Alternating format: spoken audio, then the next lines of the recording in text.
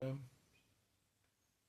paz de Cristo, saúdo a todos. Aqui quem fala é Paulo Rogério Hayashi, irmão Paulo.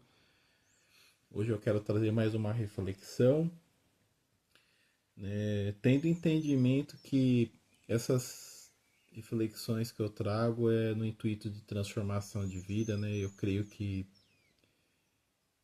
Jesus ele transforma vidas. Então o intuito desses vídeos que eu tenho feito é transformação de vida, né? Hoje eu quero falar sobre Mateus 11:43, trata da ressurreição de Lázaro, né? E, e o texto ele vai dizer que havia que Lázaro era irmã de Maria, né? E Marta, e ele está enfermo, né? Então elas mandam um recado para que Jesus venha, né, ao encontro de Lázaro para que ministrasse a cura sobre a vida de Lázaro, né? Porém nós entendemos, né?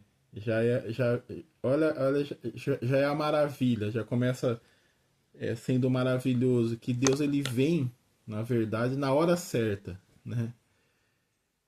Jesus ele vem na hora certa. Jesus ele não vem nem antes e nem depois, mas ele chega, né? Na hora exata, né? A hora que realmente é necessário ele estar, né? Impressionante, né? Que Jesus ele cura também, né? No momento certo, não é antes e nem depois, mas no momento certo, porque dentro da crença judaica, né? No quarto dia, segundo a crença judaica, a alma partia do corpo, né? Então é, teria que se fazer alguma coisa, se exercer uma cura no terceiro dia, né? Então, como Jesus chega no quarto, segundo a perspectiva de Marta e Maria, né, o assunto já tinha encerrado, né? Ali Lázaro já estaria morto e não teria mais o que fazer. Mas o Senhor, como ele é sobrenatural, ele é maravilhoso, né? Ele era o extraordinário, né? Ele chega no quarto dia, que é para mostrar realmente ao povo que ele era o Messias, que ele era o escolhido, né? Que ele tinha o poder sobre a morte, não é? Então já começa de forma extraordinária esse texto, né? Jesus chegando na hora certa. Né? Então Jesus ele chega na hora certa na nossa vida. Então eu queria aproveitar, né? Eu li o texto e queria pontuar é, algumas passagens do texto, né? Que me chamaram a atenção. Porque esse texto, irmão, ele é extraordinário. Ele fala de coragem, fala de lealdade, fala de autoridade, fala de ressurreição, de amor, de desconfiança. Ele fala do sobrenatural, ele fala da fé, ele fala de reverenciar a Deus, né? E ele fala também de corrupção. Então, se nós conseguirmos absorver esse texto, com certeza a nossa vida ela vai mudar, né? E já começa o Senhor já no versículo 8, ele fala assim que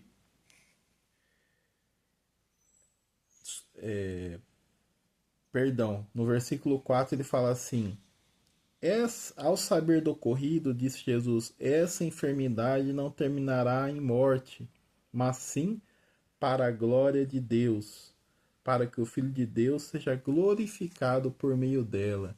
Né? Então aqui Jesus já começa profetizando, né? Profetizando que esta enfermidade seria curada, né? Deus de forma maravilhosa ele já chega, né?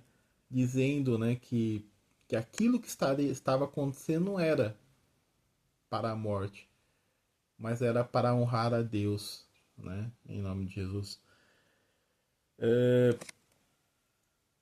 No, no, no versículo 4 ele fala assim: ao que lhe advertirem aos discípulos, Rabi, há pouco os judeus tentaram apedrejar-te, e mesmo assim estás indo para lá outra vez?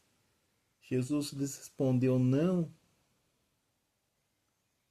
são 12 as horas do dia. Se alguém caminhar de dia, não tropeça, porque vê a luz deste mundo. Mas se caminhar à noite, tropeça, porque a luz não está nele. Tendo dito essas palavras, prosseguiu, explicando-lhes: nosso amigo Lázaro dorme, mas eu vou até lá para despertá-lo. Aqui mostra, né, a coragem de Jesus diante dos próprios apóstolos dizerem que Jesus ele não deveria ir, porque já tinham tentado apedrejar, mas Jesus ele mostra ali a coragem que nós devemos ter, né, no nosso caminhar, né? E ali os apóstolos estavam pensando que Lázaro não estava morto, mas que estava dormindo, né? Então Jesus o adverte que ele está sim morto, não é? Então Tomé, chamado de Dídimo, disse aos seus companheiros discípulos: vamos também nós para morrermos com ele, né? Tomé em aramaico significa gêmeo e Dídimo significa grego, em grego, né? Tomé expressa a lealdade a ponto de oferecer a sua vida por Cristo e prenuncia a morte de Jesus na Judéia. O Tomé que a gente fala que ele precisava ver para crer, né? A gente sempre fala, comenta do Tomé, né? Aí ele mostra a sua lealdade, né, a Jesus, né, falando para que aos discípulos que estava pronto, né, a morrer pelo Senhor, né? Quantos de nós estamos prontos, né, a morrer por esse evangelho, né? Quantos de nós estamos prontos, né, a, a deixarmos as nossas vontades próprias, né, para caminharmos com o Senhor, né? Isso é profundo, né? Então Tomé ali mostra a tua lealdade, né, ao Pai.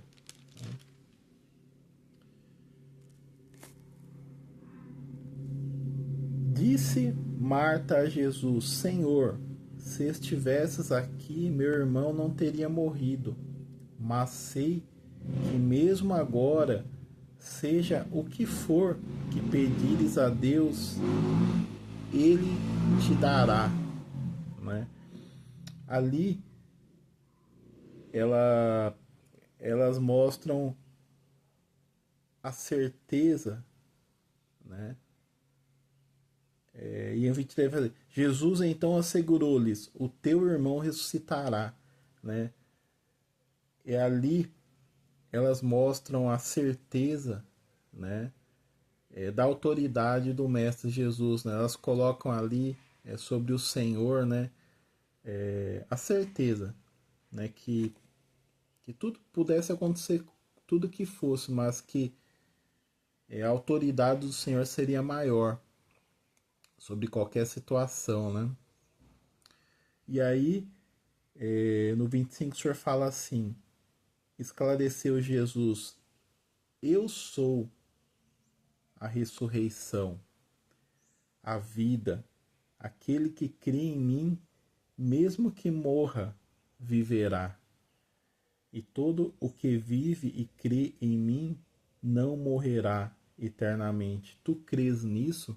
Que, que coisa, né, sobrenatural. Aí ele já mostra que ele é eu sou, eu faço. Eu sou o que pode, né? Se tem alguém que pode fazer alguma coisa, sou eu, né? Então ali o Senhor mostra, né, que Ele é e Ele pode qualquer coisa, né? Que Ele tem poder sobre a morte, sobre a vida, né? Então nós cremos, né? Você crê, eu creio, né? Tu crês, né? Que Ele é, eu sou, né?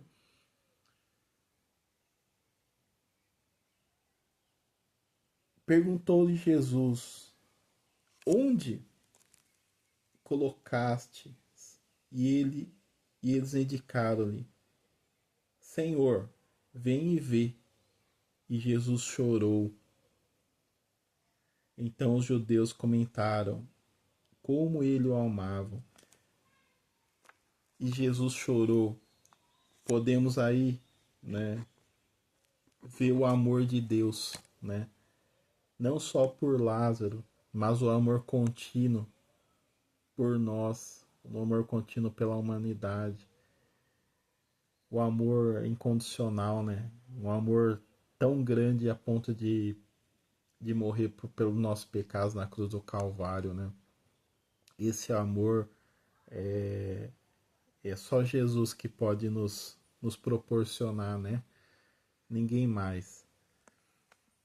Mas mesmo assim, irmãos, né? O 37 vai dizer assim: mas algum deles questionaram, não poderia este homem que abriu os olhos do cego ter evitado que seu amigo morresse? Sempre vai haver, né, irmãos, na nossa caminhada, né, a desconfiança.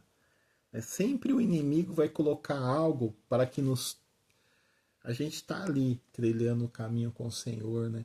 Mas sempre vai haver, né, essa questão de, de o inimigo colocar uma desconfiança, alguma coisa que nos tira a certeza de estarmos no caminho correto, né? Aí isso é uma coisa que nós precisamos de alguma forma trabalharmos, né?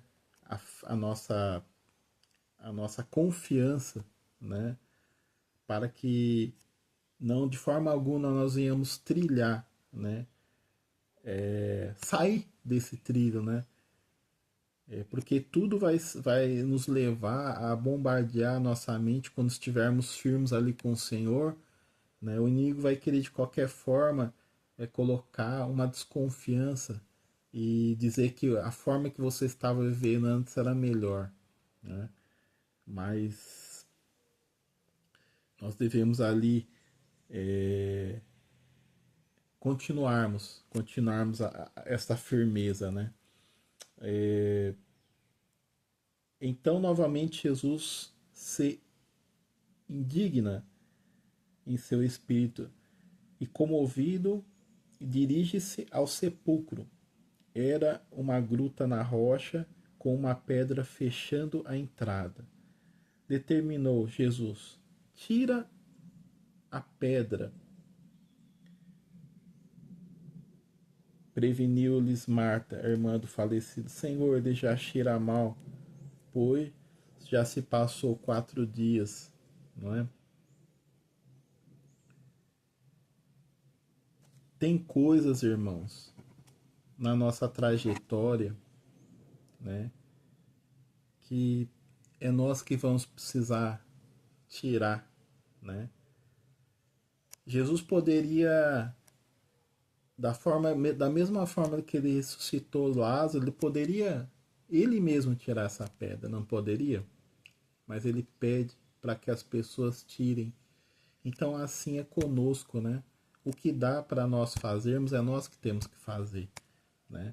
Deixa o sobrenatural para que Deus faça, né? Mas o que eu e você precisamos e devemos fazer é eu e você. A atitude tem que ser nossa, não é? O sobrenatural é de Deus, mas o que cabe a nós fazermos, nós precisamos fazer. Né? Encorajou Jesus: eu não te falei que se creres verás a glória de Deus? O próprio Senhor falando, fé. Novamente entra a palavra creres, né? A fé. O firme fundamento das coisas que não vemos, mas cremos. Olha o Senhor falando aqui. Eu não te falei que se creres verás a glória de Deus. Olha o Senhor falando para nós, né? Tenha fé, creres em mim, né? Que eu, Senhor, farei. Olha que coisa maravilhosa. Entra aqui. Creres, tenha fé, que eu, Senhor, faço. Amém? Mais uma vez o Senhor nos tratando de forma nos conduzindo, né? Nos mostrando, né? O caminho, né? Então tiraram a pedra da entrada do lugar onde o homem morto estava deitado. E Jesus levantando seus olhos ao céu, agradeceu. Pai, dou-te graças porque me ouviste. Por isso, irmãos, que o Senhor reverencia Deus. Por isso que é importante, sempre quando nós formos orar, né? Antes de vir a questão de pedir, antes de vir qualquer coisa, nós reverenciarmos, né? A grandeza do Senhor. O Senhor és o maravilhoso, o Senhor és o único, né? O Senhor é o início, o meio e o fim, né? Por isso a necessidade de sempre reverenciarmos Deus antes de qualquer coisa. Ele o fez no momento, né? Olhou para o céu e falou: Pai, dou-te graças porque me ouviste. Ele agradece ao Deus, ao Criador de todas as coisas. Olha a importância, irmãos, né? De ao elevarmos a nossa oração, termos uma reverência, né? Isso, né? Aqui o Senhor mostra, né? Como nós devemos também, né? Fazer ao orarmos, ao reverenciarmos, né? Ao pedirmos ao Deus, né? Coisa linda isso daqui, chega né? a emocionar, né?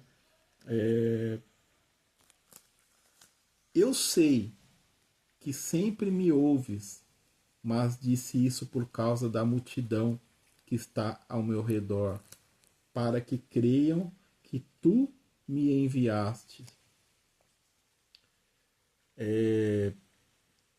Jesus sempre se mostrou ser o Messias, para que o povo judeu o reconhecesse. Havia um motivo, né, de Deus mostrar, né, para o povo judeu quem ele era, que ele era o Messias, que ele veio para salvar. Né? Então, se nós analisarmos, né, as curas, né,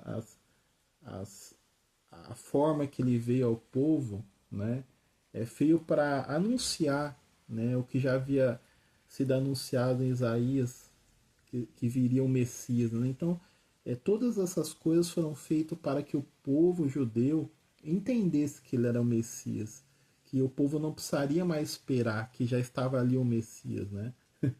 Mas mesmo assim o povo ainda, né, irmãos, negou, né? Tanto é que até hoje grande parte do povo judeu não acredita que o Messias veio, né? Então tudo isso teve um objetivo, não é isso? E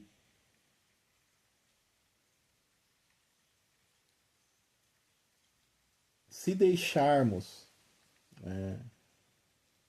olha como que já se mostrava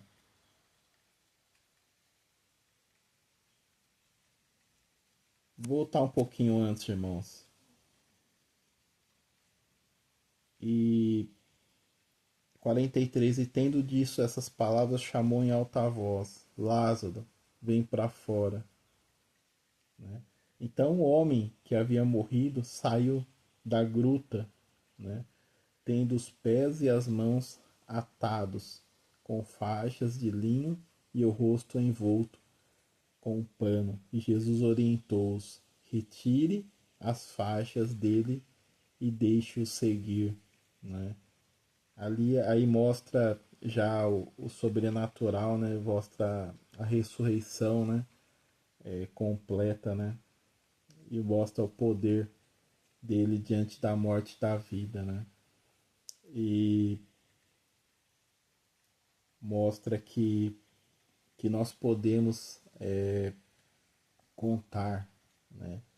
Mas que ele virá sempre na hora, não como Marta e Maria anunciaram, vem agora, não, mas ele vem e ressuscita na hora correta. E nas nossas vidas é assim que ele se apresenta. Não muitas vezes na hora que nós queremos, mas na hora que nós necessitamos, né? Muitas vezes nós vamos passar, né? E temos que passar momentos de tribulação para que assim nós viemos crescer e ter entendimento, né? Do que é importante, né? E muitas vezes, porque é importante, eu assim ontem aproveitando, falando com o irmão, né? Que às vezes Deus ele precisa, para nós entendermos, né? Que o tempo de Deus, né? Às vezes nós precisamos, nós estamos num patamar de vida, né? Que se nós estivermos num patamar muito alto, nós vamos achar que não somos assim, às vezes a gente não vai absorver o que Deus, né? Precisa nos passar, nós vamos entender a humildade do Evangelho, né? Então muitas vezes, às vezes o Senhor ele nos permite diminuirmos, né? Para estarmos numa altura a qual nós possamos entender a verdade, o verdadeiro Evangelho genuíno de Cristo, né? Então Jesus ele vai sempre estar e chegar na hora que ele achar que seja necessário e ele não vai nos afastar de termos experiências, né, para com o teu evangelho, para que tudo isso venha nos fortalecer diante das dificuldades, né, que nós muitas vezes, às vezes para Deus nos dar algo, né, seja às vezes tudo que for, seja uma questão financeira, seja um ministério, seja qualquer coisa, Deus ele só vai dar quando ele achar que nós somos estejamos prontos para receber aquilo, porque Deus não vai te dar algo para que nós venhamos a envergonhar ele, então ele vai te dar algo quando você estiver preparado. Pega essa visão, meu irmão, que é importante na nossa caminhada. Muitas vezes nós não entendemos que nós precisamos realmente passar por situações, às vezes, de apuro, né, para que nós venhamos entender o verdadeiro evangelho, entender que o que Deus tem para nós requer habilidades que naquele momento nós não temos, né? Isso é importante na nossa caminhada, né, com o Senhor. Vamos dar continuidade à leitura.